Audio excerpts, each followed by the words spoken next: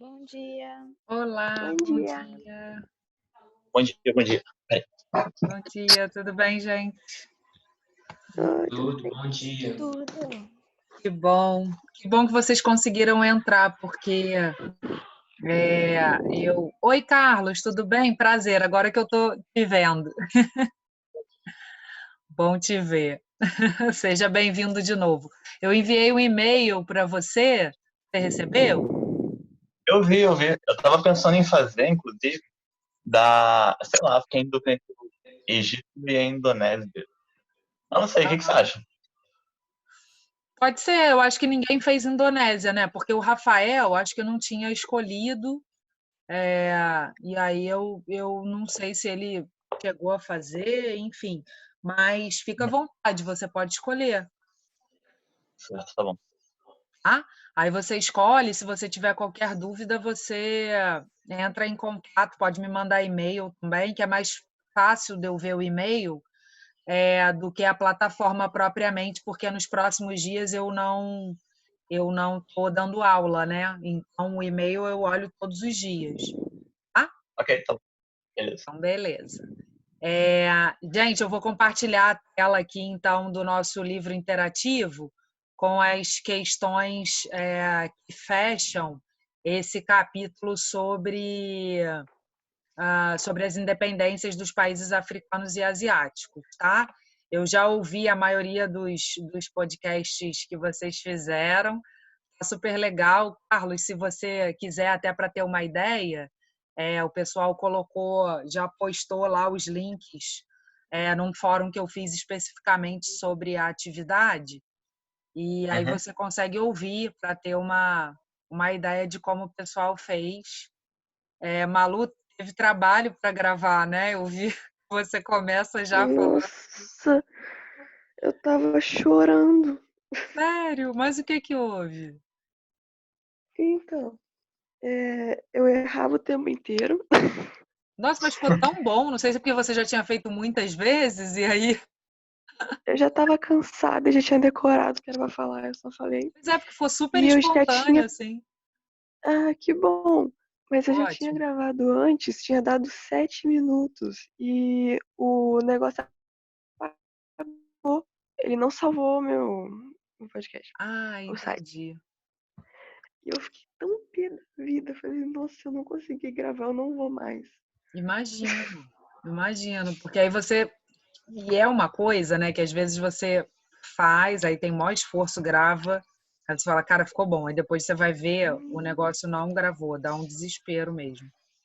Tava tão bonitinho. E tava gravando, só que tava lá que não tinha concluído o upload dele. E nessa hora a minha internet caiu. Aí quando eu voltei, já não tava mais lá. Entendi. Ai, Aí acontece. depois eu falei, não, eu vou tentar mais uma vez. Se não funcionar, eu não faço. Porque eu sei. Mas Faço outra coisa. que bom que você gostou, ficou bom. Depois eu vou, depois não, hoje ainda, eu vou enviar um e-mail para vocês, Malu, sobre os nossos próximos passos na iniciação científica, tá? Para a gente Ai, não por favor. deixar muito para o final, né? A Maeva está chegando. Uhum. A gente vai. Vocês estão vendo a tela aí? Já está aparecendo para vocês? Sim. Tem. Sim. Beleza. Léo, ouvi o seu também, adorei a trilha sonora. Ficou ótimo. Deu para entender, assim, fazer sentido na sua cabeça o que foi o processo de Gana? Assim, mais ou menos. Eu achei que faltou informação na apostila e eu não sabia se podia confiar no que eu achei na internet. Sim. Oi. Eu vou procurar. Oi, Maeva, bom dia. Tudo bem? Professora, posso só um detalhezinho. Eu coloquei o link do podcast, que eu deixei do vídeo. Mas, sem querer, eu fui falar 300 mortos. Só que são 300 mil, tá? Ah, eu vi lá que você escreveu, ainda tá. não ouvi, Aham. mas eu vi que Não, você tá bom. escreveu. Tranquilo. Porque, professora, foram 7 minutos. Eu não ia fazer tudo de novo, entendeu? Tava bonzinho. A gente estava falando sobre isso agora, que o Malu gravou 7 minutos e depois não tinha salvo. Teve que fazer tudo de novo. Ai, Terrível, né? então tá bom. Obrigada. Ah, fica tranquila, não tem problema isso, gente. Até também para o Carlos, que ainda não fez, Carlos, gravou. Se você, quando for ouvir de novo, perceber que tem algum errozinho, algum detalhe como esse da Maeva, faz uma observação lá, não precisa gravar de novo, não, tá? Tem duas perguntas, Marcelo. Seria quanto ao tempo mínimo e máximo? E também eu também não cheguei a achar. Eu não estou te ouvindo direito. Se tem algum tempo mínimo e máximo e o que mais? E também eu não cheguei a achar algum site com informação que eu acredite muito, mas tem alguns trabalhos escolares também que ficaram bem mal feitos que eu cheguei a ver. Enfim, você sabe de algum lugar, algum site que tem mais informação ou qualquer coisa? Ah, tá. Eu vou dar uma pesquisada e aí eu passo para você alguma outra fonte, né, que possa te ajudar a compor um trabalho mais consistente. Vou fazer isso pro Léo também. Eu achei, Léo, olhando lá o módulo, que sobre Gana tinha poucas informações também. E eu achei que você escreveu bem, né? Muito baseado lá no que tem no módulo. Acho que ficou assim auditivamente super confortável. Mas eu vou dar uma pesquisada e aí eu envio para vocês, porque assim, realmente, como são muitos territórios, né? O livro acaba falando superficialmente da maioria deles. E aí não acaba aprofundando muito. Essa primeira questão aqui, por exemplo, tem essa primeira afirmativa que fala de Gana, é um aspecto que não está muito presente lá no que o livro descreve, né? Então é interessante que a gente pesquise mais mesmo. Eu vou pesquisar fontes confiáveis, até na internet mesmo, né? Porque a gente também vai trocar materiais físicos, né, nesse momento. E aí eu encaminho para vocês, tá bom, Carlos? Obrigado. De nada. E assim, sobre o tempo, a maioria das pessoas faz de 6, 7 minutos. E aí eu acho que pode variar entre 5 a 10 minutos, mas se ficar um pouquinho maior também não tem problema. Ou se ficar com 4 minutos, tranquilo. Sabe? Não precisa se preocupar com isso, não. Tá? Ana Elisa, me ouvindo? O seu ficou super legal. Eu não terminei de ouvir, mas o que eu pude ouvir achei super bem construído. E aí o legal, gente, eu sei que vocês agora devem estar meio enrolados, porque até estavam fazendo isso. Mas quando tiverem um tempinho, forem até fazer questões sobre isso, ouçam lá os podcasts uns dos outros, assim, porque aí é legal ouvir os colegas explicando, é bacana. Assim, obrigada. De nada. E você tá bem? Tá melhor, Anelisa? Sim, bem melhor. Ai, que bom. Boas notícias. Olha, o Felipe pediu para reiterar com vocês, né, o lance da inscrição do Enem, que vai até o dia 22 de maio. Todo mundo aqui já fez? Do terceiro ano? Sim. Bom, legal. Tá. A Só gente tem que vai... pagar. né? Mas observa lá o prazo do boleto também, gente. Não esquece Sim, isso. é dia 28. E por mais que o exame possivelmente seja adiado, né, é importante garantir a inscrição para não ter problemas depois, né? Vocês acompanharam as notícias sobre o possível adiamento? Saíram ontem, né? Sim, eu vi no G1. Parece que vai rolar uma consulta, né, aos estudantes, enfim. Vamos ver como é que isso vai se desenrolar. Bom, mas vamos lá para as nossas questões? Todo mundo pronto? Professor, você me informa aqui a página e qual livro, por favor? Sim, a gente está no módulo 16. Tá? E esses são os exercícios do final do capítulo 1. Eles são a partir da página 21. Aqui já são...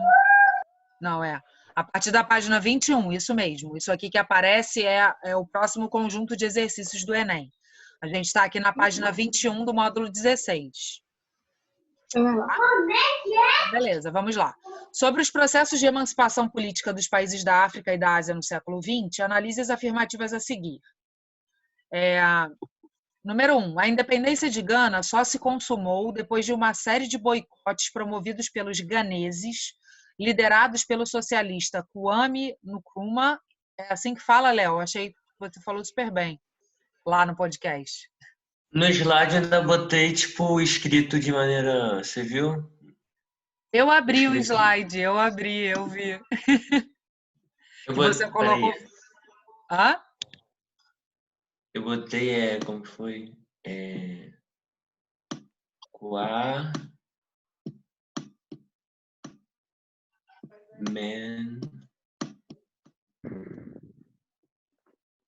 Foneticamente, né?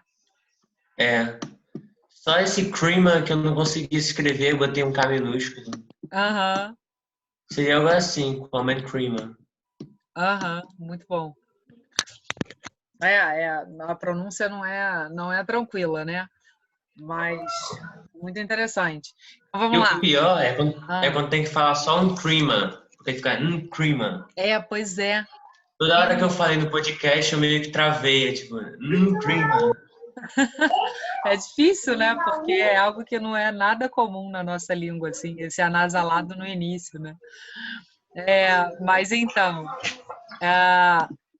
dando continuidade, né? Então, um boicote promovido pelos ganeses, liderados pelo socialista Kwame Nkrumah, aos produtos franceses e de ações pacíficas contra o governo de Paris. Afirmativa 2. O apartheid, regime de segregação racial construído na África do Sul pelos colonizadores, institucionalizado na metade do século XX, só chegou ao fim oficialmente em 1991, após uma longa resistência da população negra. 3. Na Indonésia, o processo de emancipação ocorreu após a união dos indonésios e dos antigos colonizadores holandeses para expulsar os japoneses que haviam invadido e dominado a ilha durante a Segunda Guerra Mundial. E número 4, o governo português foi o que mais resistiu à independência de suas colônias africanas e só se consumou após anos de combates e a queda da ditadura em Portugal, em abril de 1974, após a Revolução do Escravo. Então, como cada um já mais ou menos fez um podcast sobre determinado tema, queria pedir, não é obrigado, mas para quem se sentir à vontade, de opinar sobre o tema que trabalhou nessas afirmativas aí. E aí eu vou complementando com o que restar de dúvida. Léo, quer falar o que você acha dessa afirmativa 1? Com a impressão que tá errado, não sei. Professora. Sim. Oi, Ale. Oi, Manu. Falei com vocês. Tudo bem? A impressão que está errada por quê, Léo? O que te inclui aí que esteja errado? Os colonizadores de Gana seriam o Reino Unido, né? Mas isso tem a ver com isso. Sim, isso já, né, dá uma cortada aí, né, no geral da afirmativa, né? E aí esse lance dos boicotes também não procede muito. A número 2, Ana Elisa, o que você acha? Eu acho que pode estar correta. Sim. 91 é um ano chave, né, para a questão da África do Sul. Né? O apartheid da África do Sul tem uma especificidade interessante, que eles se tornam independentes formalmente, assim, até cedo, né? Mas a independência de fato, né? A chegada ao poder dos povos de origem da região demora muito a acontecer. E aí tem a figura do Nelson Mandela, que é super emblemática disso, que fica preso por mais de 20 anos e que vai ser solto, né, justamente aí na década de 90 mesmo, nesses anos iniciais aí da década de 90, e se torna presidente da África do Sul. E aí a gente pode considerar uma emancipação de fato, né? Só de direito. É isso, Ana.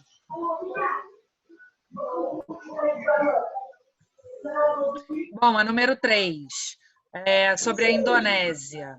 Alguém chegou a ler, lembra de alguma coisa sobre? Pode Eu posso falar, responder. Carlos. A gente não está te ouvindo bem, Carlos. Você consegue... Pronto. Eu vou pedir para os outros colocarem o microfone no mudo, será que rola? Só para a gente tentar ouvir o Carlos melhor. Fala, Carlos. Então, na 3, dá para saber que tá errado, porque o pessoal da Indonésia não se uniu. Em nenhum momento, nenhum antigo colonizador holandês com gênero. Na real, quem colonizou, né, quem fez imperialismo em cima da Indonésia, foi a própria Holanda. Então tá errado por causa disso. Os japoneses não tem nada a ver. Até no contexto da Segunda Guerra Mundial, os japoneses eles tinham uma postura imperialista, né? Uma postura de conquistar territórios próximos. E eles, de fato, chegaram a ocupar a Indonésia, sim. Mas essa questão realmente não está certa por conta esse primeiro aspecto aí que você salientou, deles terem possivelmente se aliado aos antigos colonizadores, né? Isso não, tá? Mas os japoneses chegaram a ocupar a região nesse momento da Segunda Guerra Mundial. Lembrando que os japoneses integravam o bloco do Eixo, que era o bloco nazifascista e que tinha toda uma diretriz imperialista mesmo, de invadir e conquistar territórios de seu interesse, né? Nossa, não tinha ideia, cara. Hã? Nada não. Pode continuar. Foi mal. Pergunta. Pode todo mundo ligar de novo o microfone, então. Fala, Léo. Tem alguma relação com o que está escrito na questão 2 do fim, oficialmente, 1991, e o fim da URSS? Pois é. Tem uma relação global, assim, meio que um momento geral, assim, sabe? Quando meio que paira uma onda que se aplica em vários lugares com as suas especificidades, tem relação, sim, porque as tensões da Guerra Fria se afrouxam muito nesse momento, né? Sobretudo por conta dessa derrocada do Bloco Socialista, que se materializa na queda do Muro de Berlim em 89 e na dissolução da União Soviética em 91. Né? Então, isso dá uma distendida mesmo naquelas tensões mais clássicas da Guerra Fria, porque aí o capitalismo não tem mais um arqui-inimigo para enfrentar. Né? Então, as tensões vão se afrouxando e isso, de alguma maneira, vão relaxando as tensões também em vários lugares. Por exemplo, na América Latina, as ditaduras militares entre meados da década de 80 e inícios da década de 90, essas ditaduras militares acabam, né? Porque elas perdem o sentido. E aí você tem governos democráticos sendo eleitos e tal. No continente africano, isso se reflete, né? Esse fim da União Soviética, o fim das tensões, se reflete com essa em alguns lugares você tinha, como é o caso de Angola, por exemplo, movimentos muito significativos populares que eram de vertente socialista, e esses movimentos começam a perder um pouco de força, né? E no caso da África do Sul, a gente não pode identificar o Mandela com uma vertente socialista, mas com uma vertente muito nacionalista, ligada aos direitos humanos e tal. E a prisão dele, nesse momento, já é afrouxada, eu acho que muito relacionado a esse momento de uma distensão mesmo, sabe? Deu para entender? Sim. É um momento em que, no geral, resumindo, as tensões estão menos rígidas, né? Então, aquilo que acirrava os ânimos até os anos iniciais da década de 80, nos anos iniciais da década de 90 já não fazem mais tanto sentido. Então, pessoas que estavam presas, governos autoritários que existiam justamente para impedir que o socialismo aflorasse, e eu acho que aí a gente pode encaixar o Mandela, não que ele fosse socialista, mas a prisão dele significava meio que uma contenção de uma possível potência, sabe, socialista. Então, isso deixa de fazer sentido. Tá? A número 4, sobre a Revolução dos Cravos e as colônias portuguesas. A Lê fez sobre Angola. Quer falar alguma coisa?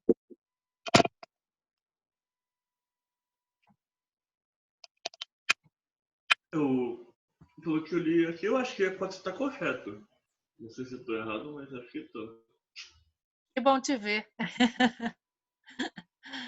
Correta mesmo, Ale, é isso aí. Só para esclarecer para todo mundo, né, que é importante para caramba a gente falar sobre a Revolução dos Cravos. Vocês já tinham ouvido falar? Não. Não, cheguei a ouvir falar. então, a Revolução dos Cravos, gente, é uma revolução que acontece, como diz aí na afirmativa, em abril de 74, e é uma revolução que vai, em linhas gerais, propor a queda do regime fascista, né? A gente pode encaixar assim, chamado de salazarismo. E aí é muito interessante porque a gente viu, por exemplo, comparativamente, né, que na Alemanha o nazismo terminou com o fim da Segunda Guerra Mundial. O fascismo italiano também termina ali com a derrota na Segunda Guerra Mundial. Mas na Espanha e em Portugal, portanto na Península Ibérica, o fascismo vai ter uma vida muito mais longa. O fascismo português era chamado de salazarismo, por conta do Salazar, que era o grande líder português desde os anos 30. Ele era uma espécie de correspondente, digamos assim, do Getúlio Vargas em Portugal. Os fascismos se manifestam de diversas formas, né? A gente sabe. No Brasil, a gente tem lá o Estado Novo do Getúlio Vargas, e em Portugal, o Salazar implementou um governo de mesmo nome, Estado Novo também. E era um governo autoritário, com as mesmas características, muito popular, carismático, etc. Na Espanha, a gente tinha o Franco, né, o chamado franquismo, que também é um regime autoritário, de cunho fascista, e que tem uma duração também significativa, né? Então, gente, e é uma duração que vai além da Segunda Guerra Mundial. A Revolução dos Cravos em 74 é uma revolução dos militares, e aí é muito bonito porque os militares colocam cravos, sabem, a flor, o cravo e a rosa, né? O cravo que os homens usam às vezes no casamento, aqui na lapela. Os militares colocam cravos na ponta das suas armas, no cano das armas. E aí por isso que fica a Revolução dos Cravos. É uma metáfora de que eles não atirariam mais com balas, mas que eles só jogariam flores. E isso tem a ver com o desgaste dos militares, o desgaste do regime salazarista, porque o Salazar mesmo saiu, mas entrou um substituto dele. E o salazarismo continuava, e o desgaste dos militares portugueses para manter a colonização nos países africanos. Angola e Moçambique, a Lê fala bem disso lá no podcast dele. Acho que alguém fez sobre Moçambique, não cheguei a ouvir. Foi você, Manu? Não, eu fiz sobre Senegal. Ah, tá. Quem fez sobre Moçambique? Eu vou postar lá agora, tá, Fabi? Tranquilo. Até o fim do dia hoje está valendo.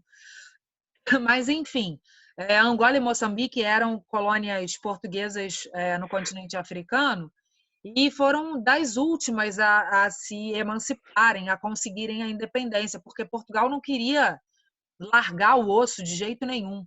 E aí os próprios militares portugueses não aguentavam mais essa situação. Então, a Revolução dos Cravos é um pouco isso, assim, uma revolução para dizer, olha, nós militares não aguentamos mais e não vamos mais colaborar com isso.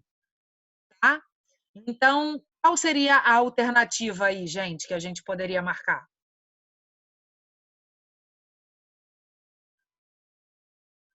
B. Qual? D? Dado? Isso. Vamos ver se estamos corretos. Isso.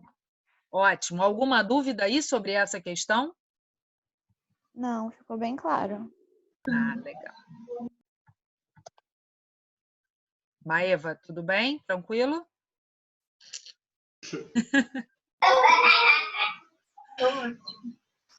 Então vamos lá. Aqui é número 2. Descreva a estratégia de independência adotada na Argélia e a diferencie da praticada na Índia sob a liderança de Mahatma Gandhi. Aí eu acho que Maeva e a Annelisa podem fazer um ping-pong aí. Vai ser, Annelisa. Depois eu falo separação. Eu? Qual é a estratégia de Tá. liderança do Gandhi? A Annelisa fez sobre Índia, não foi? Ah, não, foi Malu, desculpa. Foi Malu. Malu, É o desculpa. quê? A Annelisa foi África do Sul, desculpa. Isso, eu Por isso que falei ela assim, falou, uai, o que tem a ver Gandhi com a África do Sul? Malu, você tá aí? Tá ouvindo a gente? Tô, sim. Então, qual é a principal linha estratégica do Gandhi aí na luta pela independência? A não violência. Isso aí. E Maeva, na Argélia, qual é a principal estratégia de luta pela Violência. Pois Muita é. violência. Então, são processos emancipatórios de trajetórias bem distintas, né? Então, a Guerra da Argélia é uma das guerras mais sangrentas, né? Maeva chegou a falar no número de mortos, né? Uhum. Não, tipo assim, eu falei o número de mortos, mas isso não conta com as pessoas que foram sequestradas, pessoas que foram torturadas, sabe? Então, isso foi só assim, no campo de batalha aconteceu isso e foram aproximadamente 300 mil. Mas como naquela época a França também escondia muito o fato de que eles sequestravam civis, sequestravam militares, não chegou a contar com esse número de mortos. Isso eu até falo no podcast que é até recente que a França começou a admitir, não, nós fizemos isso, parece que eles escondiam muito, sabe? Então não quero dar spoiler do podcast, não. Mas exatamente.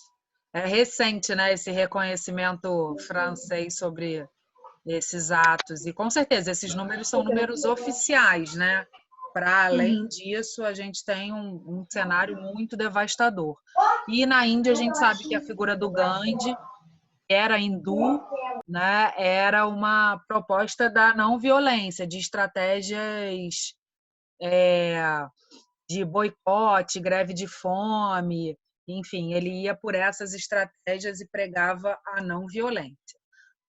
Então, assim, a gente poderia responder essa número 2. Pensando criticamente, agora sim, acho que a Annelisa pode falar um pouquinho. Agora sim. A gente tem essa charge, né, que é uma charge de 2013, em homenagem ao Mandela. Ela fala por si, né? Ela é publicada no ano em que o Mandela morre.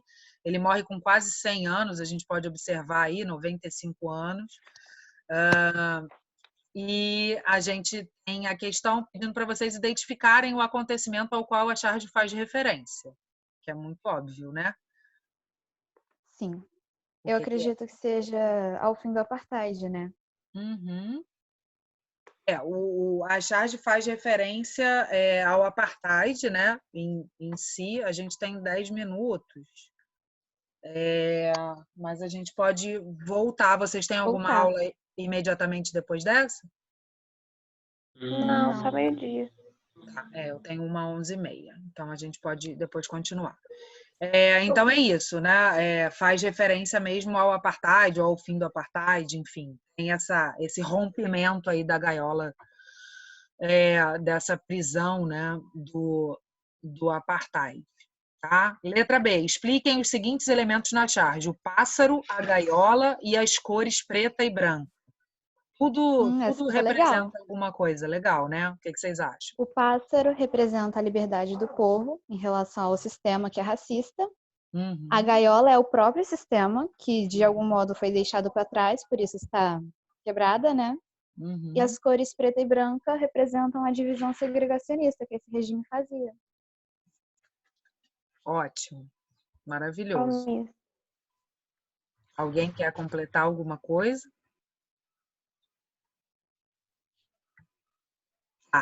Letra C. Avaliem a importância de Nelson Mandela para a história de seu país e para o mundo. Justifiquem a sua resposta e debatam o assunto com os colegas. Todo mundo aqui conhece, já ouviu a história do Mandela? Tem alguns filmes, né, também. Eu vi o filme, é mó bonitinho. É, muito maneiro, né? O cara é incrível, né, gente? O cara ficou tanto tempo preso. É impressionante como... Acho que foram 26 anos, não foi? Uhum, exatamente. Muita coisa. Ele... Imagina, é uma vida, né, gente? É mais do que o tempo de existência de vocês, por exemplo. E ele não perde, né? Ele sai e ele ainda consegue ser uma liderança e lutar por ideais. Ele já sai um senhor, né? E consegue. É muito bonito, assim, né? Uma história de superação mesmo. E para o mundo, o que ele significa? O que vocês acham? Qual é o legado, assim? O que ele deixa como mensagem dessa luta mesmo, assim, né? Pensando mais em termos históricos, né? Em relação ao apartheid e tal. O que vocês acham?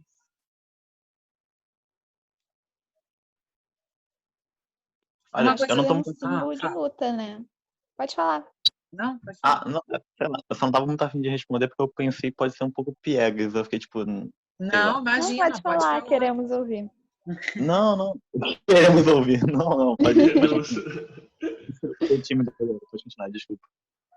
É porque é bonito, né? Então a gente é uma história muito bonita de superação mesmo e também de como os sistemas jurídicos, e isso eu acho um debate super importante, assim, como os sistemas jurídicos servem em determinados momentos a determinados interesses, né? Porque a gente vê os motivos que levaram o Mandela a ser preso são motivos que atualmente, por exemplo, não constituiriam um argumento juridicamente justificável para prender alguém. Então é importante a gente ter essa perspectiva, né, de que alguém que foi preso em determinado contexto poderia não ser em outro, né? Só foi preso porque se vivia num contexto específico de repressão, no qual o apartheid, a segregação racial e tudo o que acontecia na África do Sul eram amparados pela lei, né? Eram legalmente chancelados, justificados. Então, isso tudo assim, em termos teóricos e formativos, enfim, super importante, tá? Vamos partir para número 4, então? Vamos. Beleza. E aí fala da Revolução dos Cravos, né? A gente já falou um pouquinho sobre ela, então vamos para a questão. Tem um textinho aí, a Revolução Portuguesa pareceu ser a última do gênero no continente europeu no século XX e se alimentou, como todas as outras, das ideias emanadas das duas grandes revoluções, a francesa e a russa. Mas quando saíram às ruas, os militares queriam somente 3 coisas.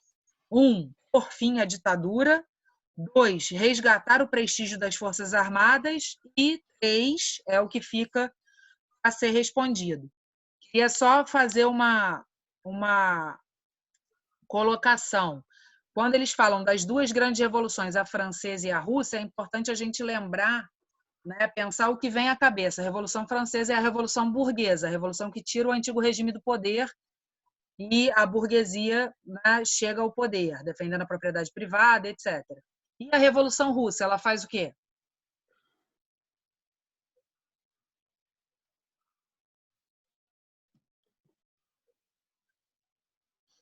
Lembra?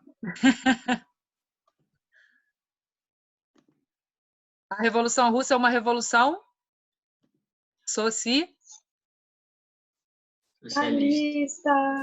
socialista, né? Uma revolução que vai tirar a burguesia do poder.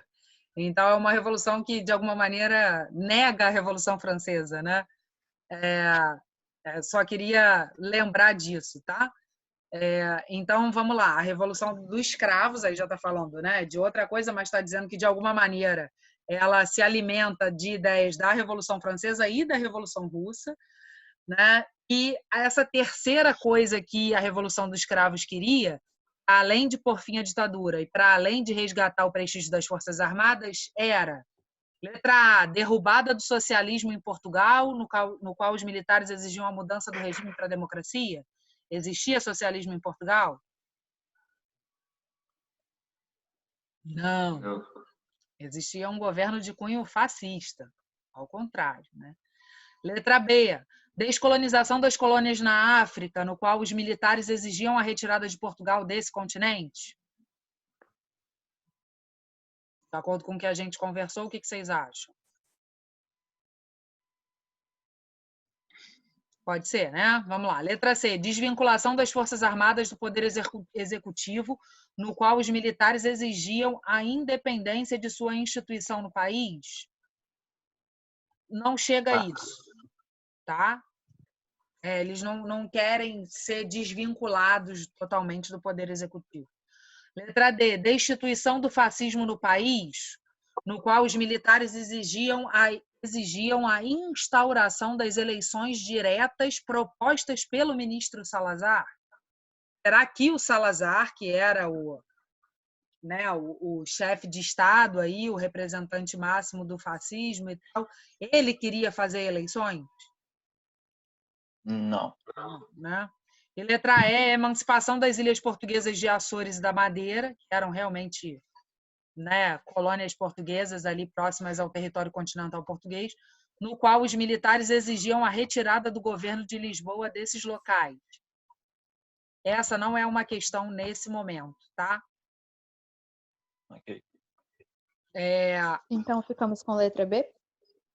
Sim, imagino que sim, porque a descolonização das colônias africanas era uma pauta muito forte para a galera envolvida na Revolução dos Cravos. Isso era um incômodo muito grande.